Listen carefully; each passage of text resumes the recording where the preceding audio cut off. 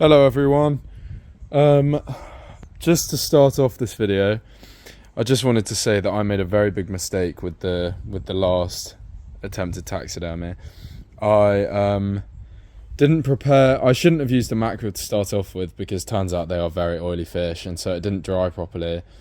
And I just made a big mistake, and I kind of rushed into it before I really researched the taxidermy of a mackerel, because I had been mainly looking at bass. And so what I've done now is I've got a bass, and this will be a very different experience because it's actually got scales and it doesn't have that, if you remember from my first video, it doesn't have that like jelly coating that the mackerel had. Also the tail is quite a bit thicker, so it will definitely help with the, taking the spine out. But yeah, I've so just to start this off, what the main problem I had with the mackerel was as well is that I didn't plan a proper place to dry it, so it ended up getting all moist and then it ended up rotting and it wasn't a very pretty sight. So I've got this now. It's quite a nice bass. I think the side that I'm going to have as the show side will be this side. So I think I'll do this side because it's this side's just more intact and the scales are better. The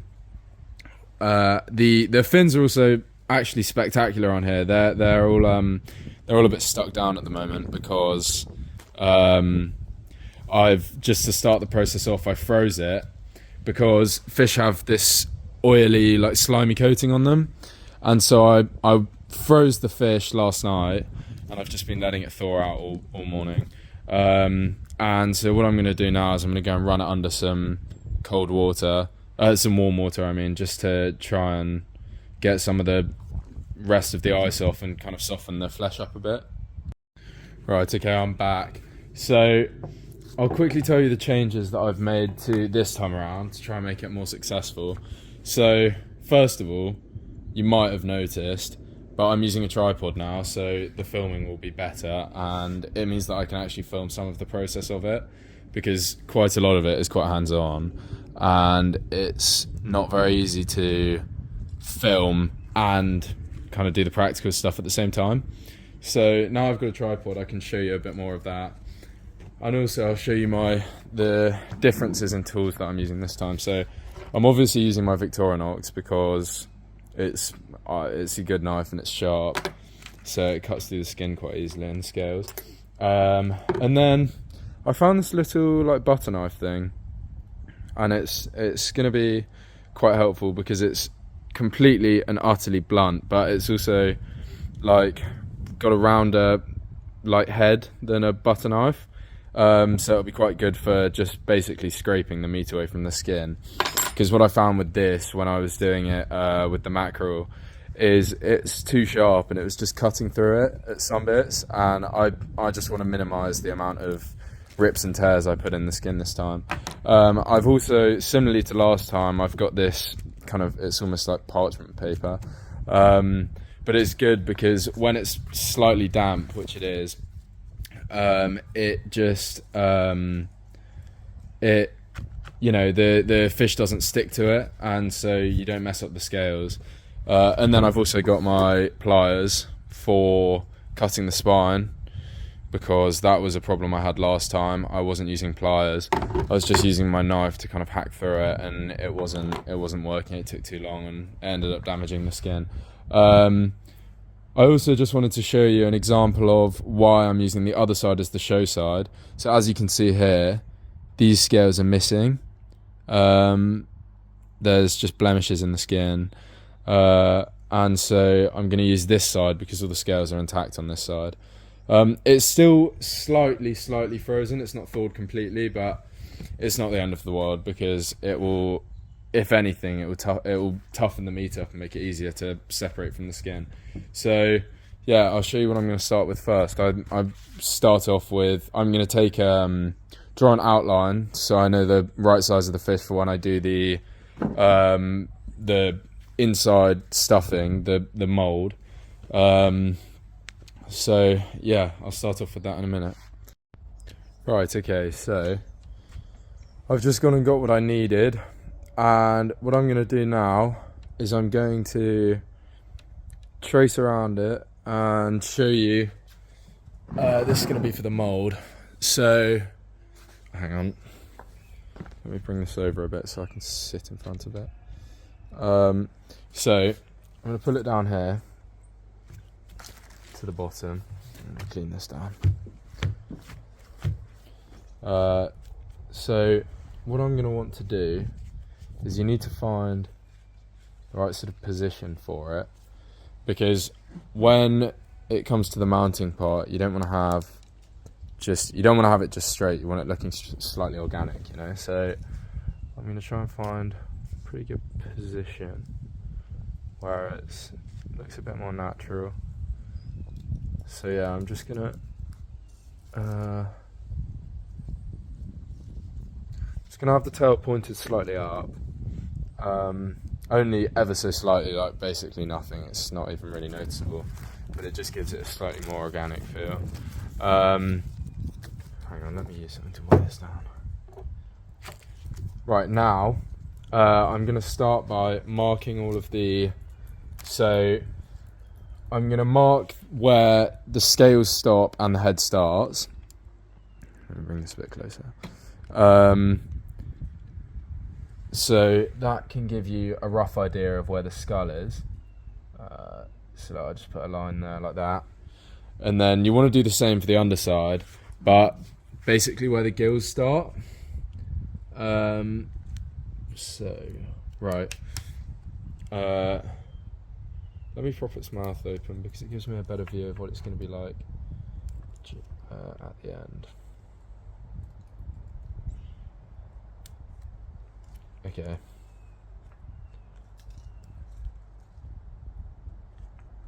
Right, there we go. Now the mouth's propped open. It kind of changes the anatomy of the head a bit. So this will help with, you know, what it's going to be like at the end. Let me just angle this down. There we go. So if you can see right here, the gills stop around here. So making sure this line is still lined up. And I want to put a line about just roughly there. So now you've got these two lines, one on the other side, one there and one there, and this kind of marks where the head is. And then you want to mark out all of the fins. So right here, there's the spiny dorsal fin. And you can see it really is quite spiny. It's actually in really good quality, really good condition, this one. So the start of it is about there. Oh, this pen's not very good. It's fine. And then you don't really have to mark the end of it because the soft dorsal starts basically right at the end. As you can see there, there's only this tiny gap, but it doesn't really matter. So I've got this line here now, and now I'm going to mark the end of the soft dorsal, which is just under here. So, right. Okay, I'm going to have to go and change this pen. Give me a sec. Okay, I got a new pen. I got a black pencil as well, just in case the pen doesn't properly work. So yeah, I've marked out the where the head ends, where the spiny dorsal fin, so that's the front one, starts, and where the soft dorsal ends, roughly. Now I want to take it down to the fin, keeping in mind the slight curve up, and I want to basically see in the tail where the tailbone starts and the fish ends. So I've got this, you can feel it, it's like it's kind of ever so slightly raised. So I'm going to make a marking there and another one on the other side. And now I need to do the underside ones. So here we've got the anal fin, and once again just rinse and repeat, get it all done. That's about there. Yeah, okay. Now I need to mark this as well, the vent. Well, it's, you know what it is, but I need to mark that out. And then now the pelvic bones, pelvic fins, sorry, I don't know what I'm talking about. There's two of these here, and when you're picking the right side of the fish, you need to look at the scales and stuff like that, but you also need to take into account these pelvic fins because there's one on each side, so it affects which one you want showing. So for example, if this one was really ripped and torn, I would probably choose the other side, because you can fix them afterwards, but it can be a bit of a pain. So right, where does that start and where does that finish? Back there. So, there we go. What's that? Right, so now I've got a general, the general shape of the fish plotted out. I'm gonna join these lines up, and I'm gonna make them a bit bigger. So, because when you're making a foam mold, you can always cut the foam down. You can't make it bigger again. I mean, if you do cut it too thin, you can't. Right, sorry about that. My dog ran off. She's back now though. So yeah, what I was saying is I need to now draw, plot the size of the foam, and I need to. Okay, sorry about that jump cut again. So what I'm going to be doing now is, I've said it multiple times now, sorry, there's been a few interruptions. I'm going to be, for some reason that absolutely beats me and my phone stopped recording. So I'm back doing this, I've just finished the general shape of it. And now what I want to do, because as you can see, the skull, basically, you can feel it, it stops about there, but then it comes out like that, almost like an arch. So I want to try and replicate that here by doing an arch.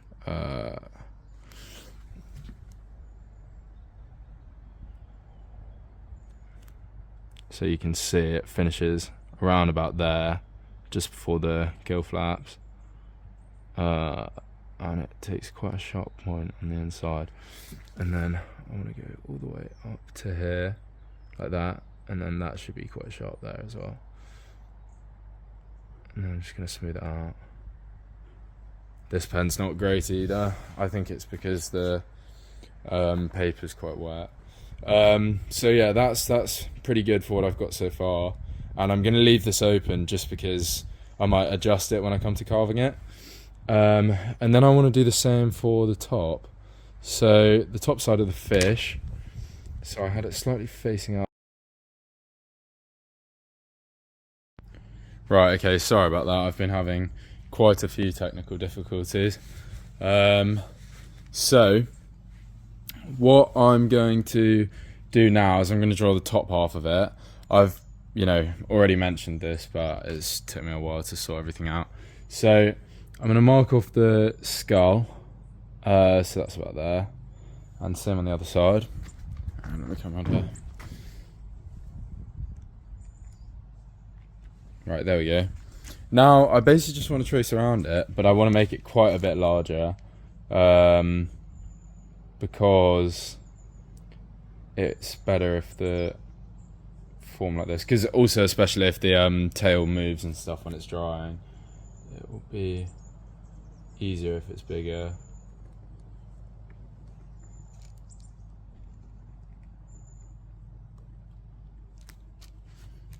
Right, okay. Let me smooth that out there. And then you basically just take it back to the end of the tail. And I'm pretty happy with that. So there I've got my two forms, or my two shapes.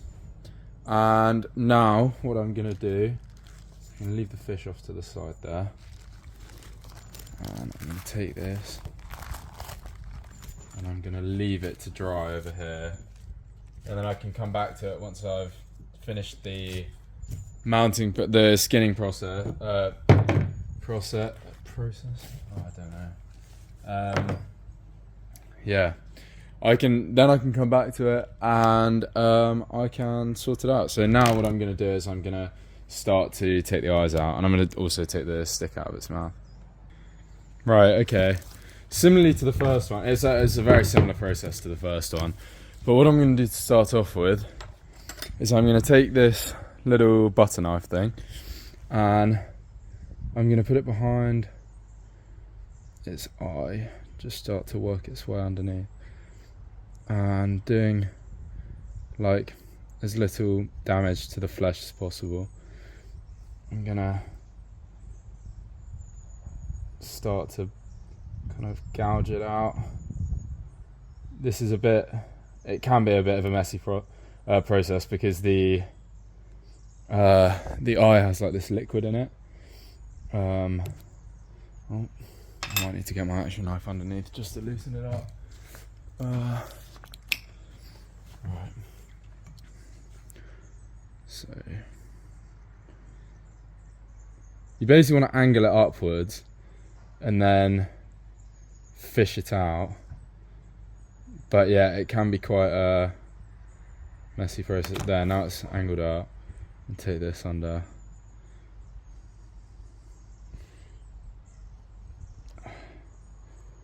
But yeah, like it can pop and it's about to do that, so you don't really want to put too much force on it. But yeah, that's the general process. I will film back when I've finished both sides. Okay, so I've been hacking away at it and it's looking really nice now. It's this smaller knife is really good for, like, I'm finding it so much more helpful than when I first did it, because it's really nice and it's nice and blunt, and it's very, very good at getting between the skin and the meat and just scraping it off the bone.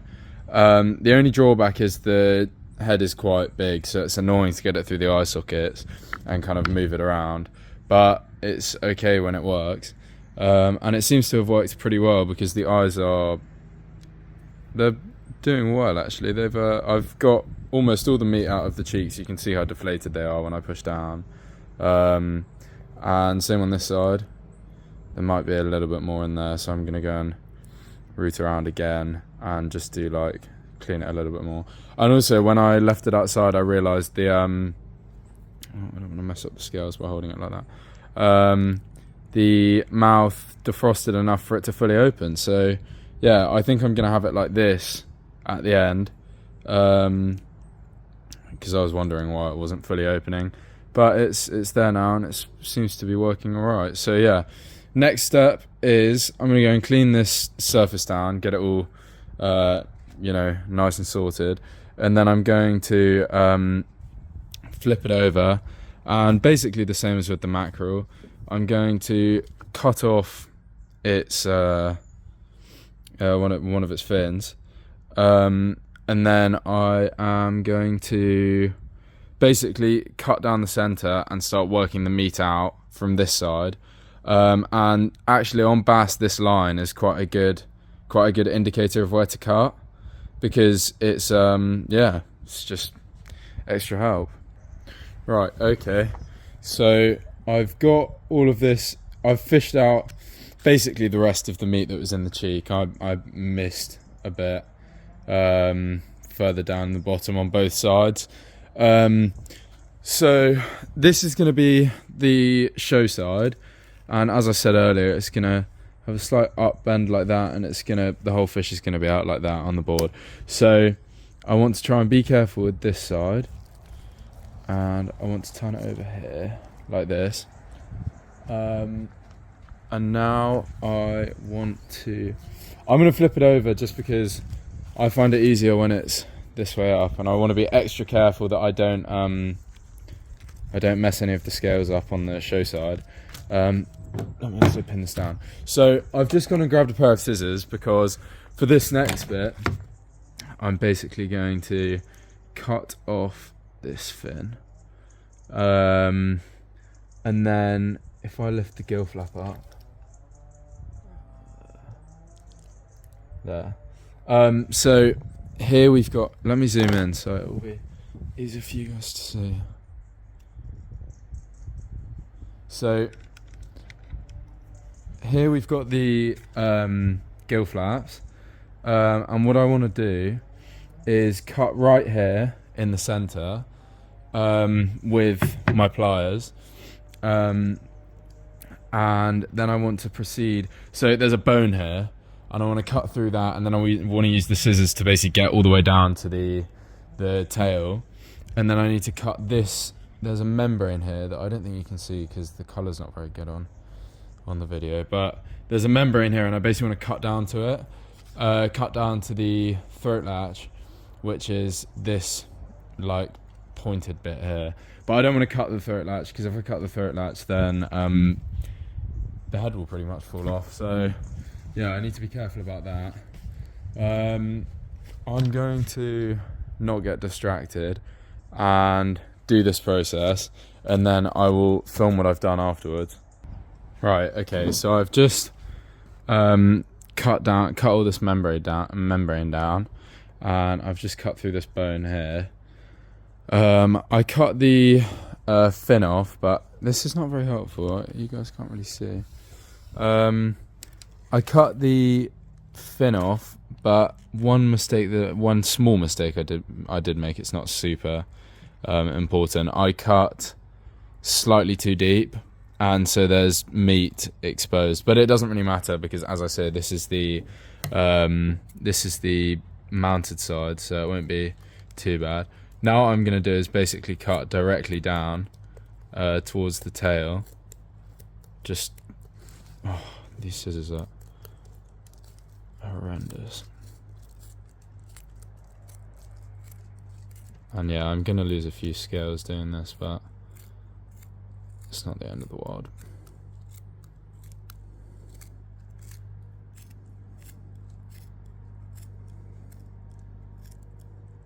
Yeah, so I mean, with this, you can use the lateral line as kind of, you can use it as like a guidance, but it's not great to follow completely, because if you cut the line too high up, it can be difficult to pull the meat out evenly. Right,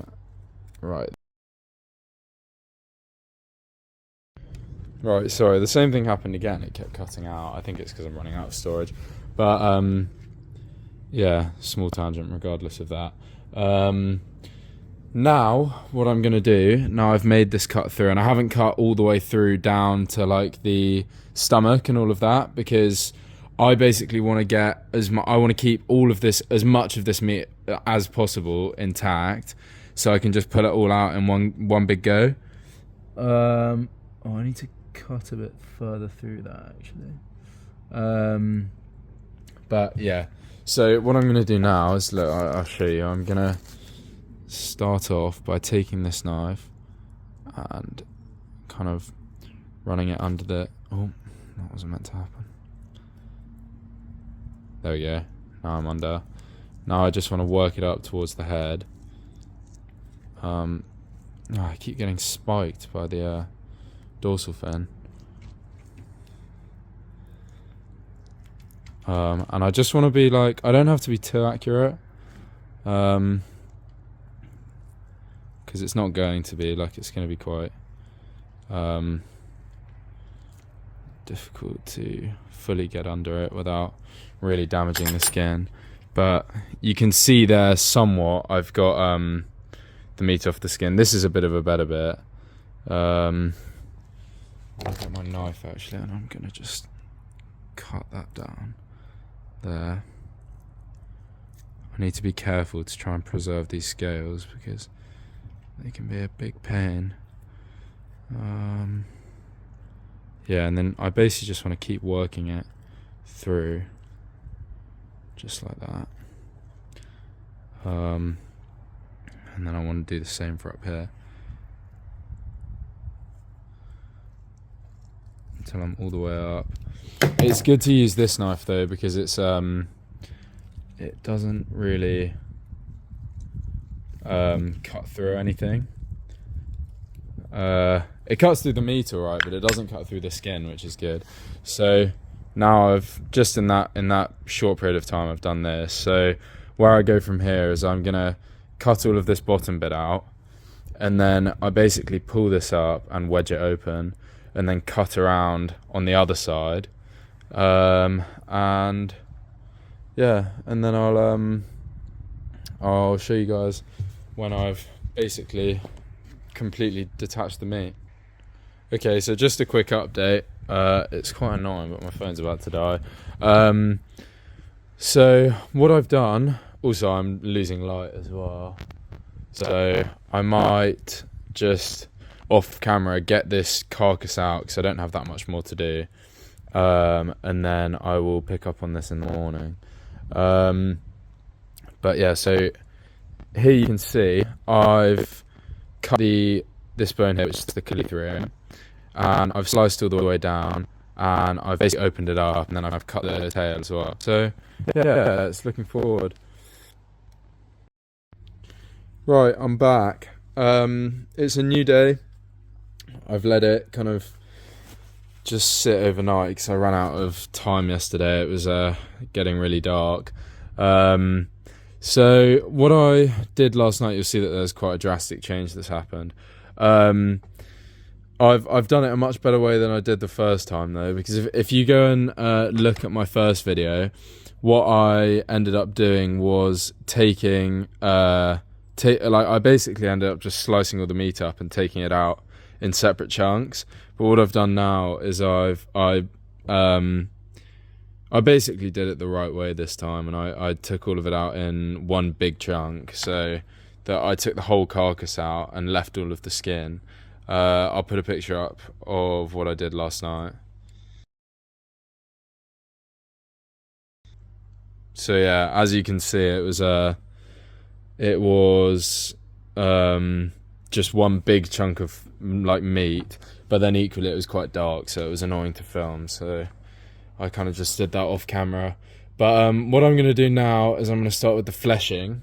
So that's basically getting all of the excess meat out and all of this out. This is all the like intestine and this is all like the, you know, inside the head and the esophagus and all of that. So I need to clear this out,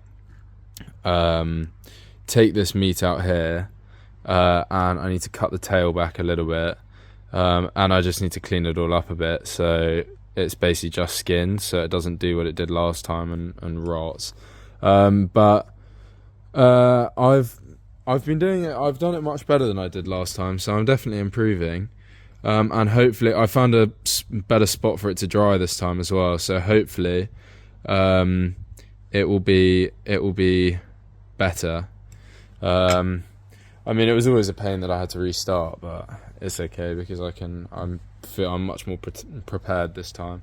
So yeah, basically what I need to do now is I need to take the base of these fins with the muscles and all of this, and I'm gonna put my fingers underneath. So this is the anal fin here, and I need to cut this stump of I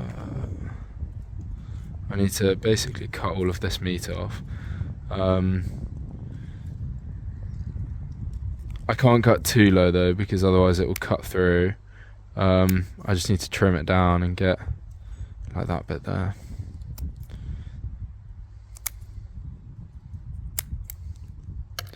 Because yeah, as I say, if I cut it too far down, it would just pull all of this out. So that's actually, I've done that quite well without having to go over it, redo it when I'm fleshing it. So I might leave that now. I need to cut up on this side here and just take all of this meat out, because when it dries, if I leave the meat in, it will just shrink and it will deform.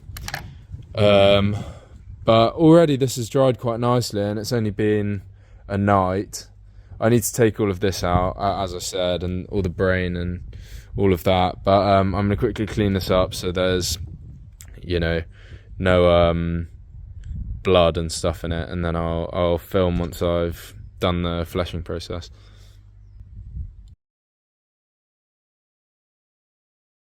So I've been fleshing it over the past kind of half an hour, 40 minutes, and I've got out everything. I've there's a bit there. Oh, take that off. There's a bit of, kind of this sinewy stuff left, but that doesn't really matter too much if it gets left, because it's meat. So it won't attract like bugs and stuff like that. I got the head cavity all sorted out, and yeah, it's looking good. So I think I'm gonna put in this box. Sorry, also my phone's lagging quite a bit, so I don't know how this is gonna look after. And I'm gonna put this in here. I'm basically gonna leave it like that for a week or so. It's not a good sign. It's already attracting wasps. Let me bring this up so you guys can see. Yeah, there we go. But the wasp already going for it. So I'm gonna lay this out.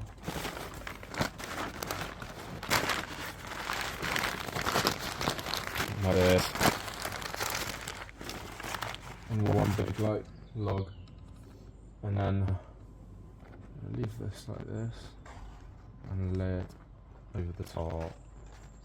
And hopefully with this one, also because of the new place I found to put it, it won't. Oh, that's not very good. It won't rot. That's what I'm hoping, at least. I don't think it will, because I've got pretty much all of the meat out. But yeah. So I'm gonna actually, that's not very good. I think I'll just leave it in the box, just on the floor, like that. Then I'll leave that open.